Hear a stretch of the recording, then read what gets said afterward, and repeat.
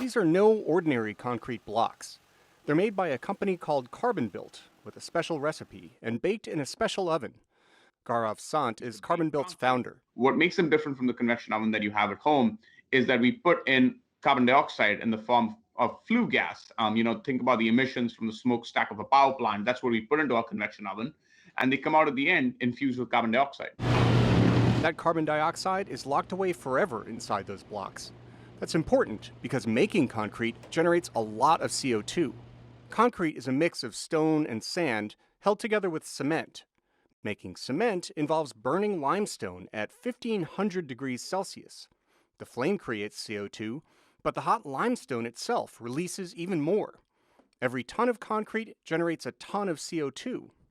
And demand for it is soaring with the growing population, says University of Michigan Global CO2 Initiative Director Volker Sick. If we then do not find ways to make concrete in a more benign way, we do have a problem. One more benign way? Carbon is one of several companies that have modified their recipes so that the cement takes up carbon dioxide.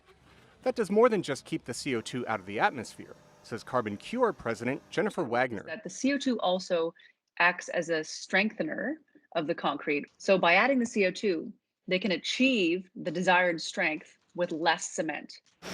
Less cement means less CO2, but also saves money. That can help win customers, Wagner says. Everybody wants to build green, but they don't necessarily want to pay more. The process can cut carbon emissions in half in some cases.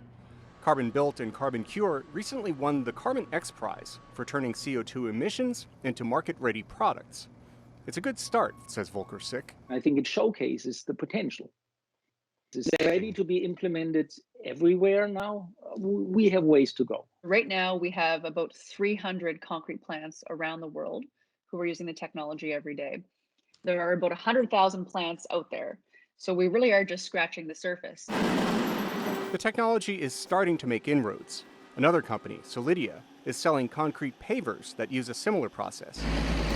But concrete is the most abundant human-made material on Earth, so there's a long way to go to lighten its heavy climate impact. Steve Baragona, VOA News.